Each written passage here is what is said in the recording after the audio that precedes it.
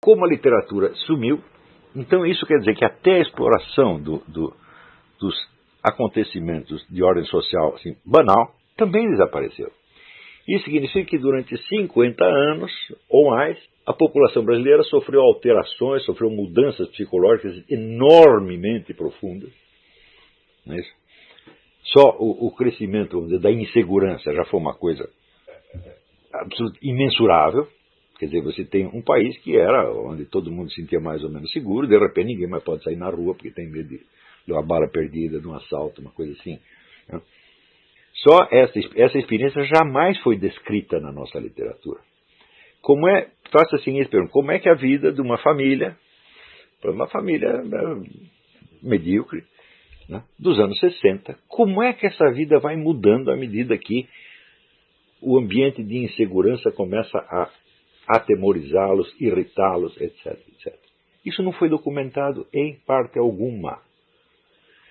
No entanto, você vê alguns documentos sobre a vida de marginais, bandidos.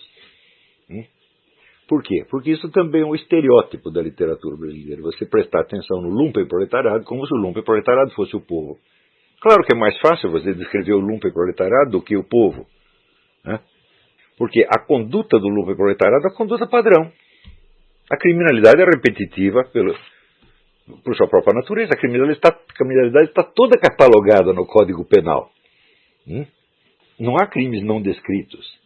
Tá certo? Portanto, na medida que você veja um escritor que nasce na classe média ou classe alta e que lança os seus olhos de preferência para o lumpenproletariado, para os bandidos, etc., etc., ele já está mostrando a sua total impotência de dizer alguma coisa sobre o seu ambiente real. Não é isso? E aqueles que conheceram efetivamente de perto o ambiente da criminalidade, a maior parte não tem ânimo para descrevê-lo. Tá certo? Então, em geral, a descrição é feita por pessoas de classe média, por estudantes, por pseudo-intelectuais, que vêm já com uma ideia estereotipada, já vêm com uma interpretação pronta da história, já equaliza tudo em termos formula tudo em termos de luta de classe e cria aqueles estereótipos absolutamente imbecis. Quando você tem, vamos dizer, novas campanhas sociais, tipo gaysista, feminista, etc., etc., é só você aplicar os estereótipos, sai ali um monte de enredo. Né? Você bota ali uma pergunta, sai um monte de enredo automaticamente. Né? É o negócio que falou o Janine. O menino sensível que sofre bullying na escola porque ele é um pouco efeminado. Né? Efeminado não quer dizer que é gay. Um pouco efeminado é o próprio Janine, que não é gay. Tá certo? Porque ser efeminado é uma condição sine qua non para ser professor da USP. Você tem que dar uma... Você não precisa ser gay, mas...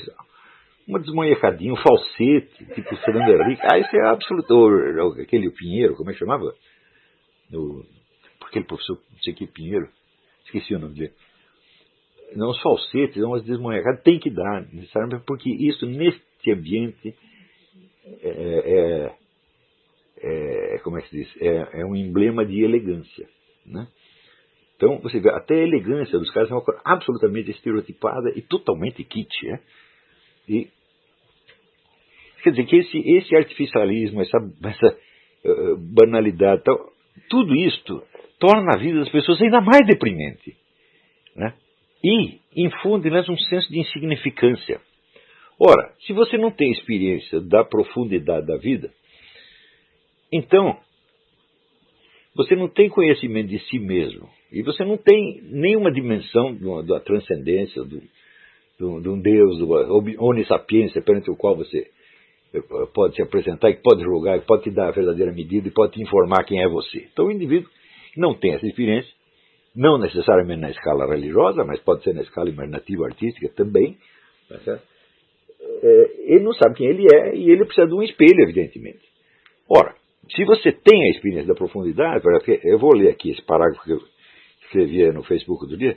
Todo aquele que não se apresenta diariamente diante do trono do Altíssimo, com o coração trêmulo de vergonha, não só pelos seus próprios pecados, mas pelos de todos os seus irmãos, consciente de que, em face da perfeição e da onissapiência divina, cada um dos seus atos foi errado, mesmo aqueles que sua vaidade considerou os melhores, e sentindo até o fundo da alma que o perdão é o único bem valioso a ser ambicionado, esse nunca saberá o que é sinceridade, nem muito menos honestidade. Então, é evidente que sem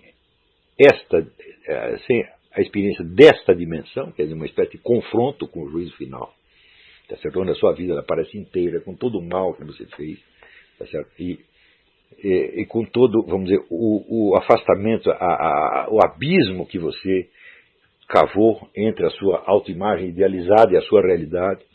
Tá certo? Se você não tem essa medida, fala, então você não tem profundidade nenhuma, as suas ideias, as suas opiniões, as suas crenças, as suas imagens, são tudo copiado da televisão, meu filho. Na melhor das hipóteses, tá entendendo? E, quando as pessoas são assim, lhes falta o espelho, quer dizer, a medida. Não é isso? A medida do homem que tem profundidade é a eternidade. Tá certo? Então, vamos dizer, a distância de céu e inferno. Tá certo? Mas você precisa ver o céu e o inferno em você mesmo, meu Deus do céu. Não adianta você dizer, se você só tem a vivência disso sob o aspecto religioso, teológico, você tem uma noção de céu e de inferno. Isso quer dizer que você pode ter uma prática religiosa e não ter noção nenhuma, você não tem experiência nenhuma da coisa. Por quê? Porque você não permitiu que aquilo afetasse a sua imaginação. Então, este que é o ponto. Quer dizer, a sua noção do céu e do inferno é uma definição teológica, e você, não vou fazer tal coisa porque senão eu vou para o inferno. Eu falo, bom, você está cumprindo a religião, evidentemente, mas você não tem experiência nenhuma. Quer dizer, a sua religiosidade é inteiramente superficial, e no fundo você não tem ideia do que você está falando.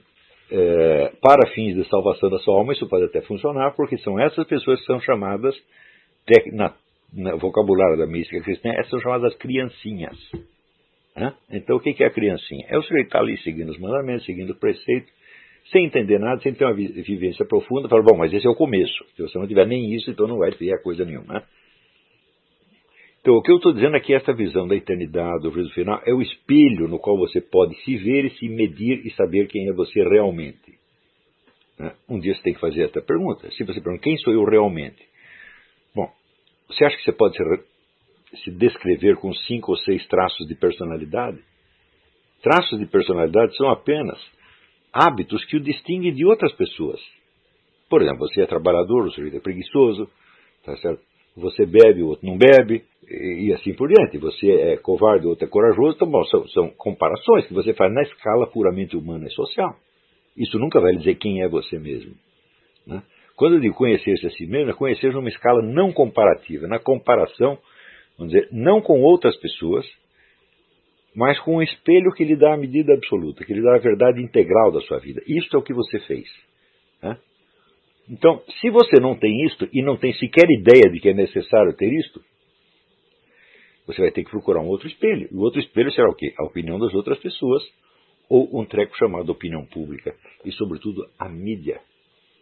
Então, quando você olha as classes falantes brasileiras, toda ela é composta de pessoas cuja unidade de medida é uma imagem na mídia. Elas se confrontam perante o que delas aparece na televisão, meu Deus do céu. E essas pessoas estão governando o país, essas pessoas são os formadores de opinião. Porque são pessoas de uma superficialidade deprimente e abjeta, pensando bem. E é claro que essas pessoas, quando leem grandes obras de literatura, elas permanecem absolutamente imunes àquilo que elas dão, porque elas não repetem a experiência imaginativa.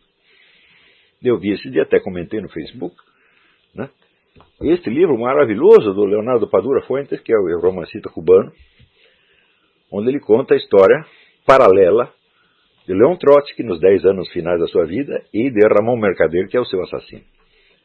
Então, enquanto ele está contando a história do Trotsky, ele conta de uma perspectiva trotskista, favorável ao Trotsky. Enquanto ele está contando do Ramon Mercader, ele adota uma perspectiva stalinista e fala do Ramon Mercader com toda a simpatia possível, até chegar no encontro final.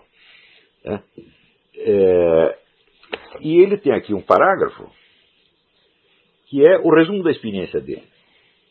Está na página 538 da edição mexicana. Ele diz, lendo e escrevendo sobre como se havia pervertido a maior utopia que alguma vez os homens tiveram ao alcance das suas mãos, mergulhando nas catacumbas de uma história que mais parecia um castigo divino do que obra de homens ávidos de poder, ânsias de controle e pretensões de transcendência histórica, E eu havia aprendido que a verdadeira grandeza humana está na prática da bondade sem condições, na capacidade de dar aos que nada têm, mas não dar o que nos sobra, mas dar uma parte do pouco que temos. Oh, meu Deus do céu! Quer dizer, o indivíduo mergulha de cabeça no comunismo, porque ele também participou disto, né? E após 40 anos de vivência disso, e ele daí meditando sobre a vida dele, a vida do Trotsky, a vida do Ramon Mercader, ele diz, tudo isto é vazio em comparação com a simples caridade pessoal, direta. Tive uma vida inteira para descobrir isso aqui. Quanto este indivíduo precisou se desmascarar a si mesmo, destruir as suas ilusões, para chegar a descobrir essa verdade fundamental que é a base de toda a civilização nossa. Hã? Então, bom, isso é uma experiência humana real. O indivíduo pagou essa experiência. Isso não é uma opinião que ele tem. Hã? Isso é o que ele realmente é. Né?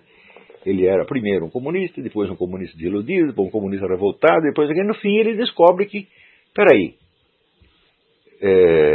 para justificar a sua vida você não precisa mudar o mundo. Ao contrário, mudar o mundo é essa pretensão de transcendência histórica, é essa avidez de poder. Quer dizer, o que você tem de fazer é praticar a caridade dividindo o pouco que você tem. Não o que sobra. E muito menos o dos outros. Tá certo? Então, quer dizer, esse é o sentido do livro inteiro. Quer dizer, é tanto sofrimento, tanta miséria, tanta mentira, tanta falsidade, tanto cinismo diabólico, mas tem uma coisa que sobra. Né? É a mão estendida. E bom, essa é a lição mais velha, essa é a lição do Cristo, e, de novo. Né? Então,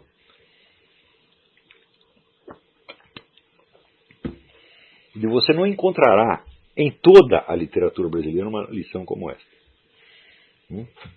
Não, realmente não tem.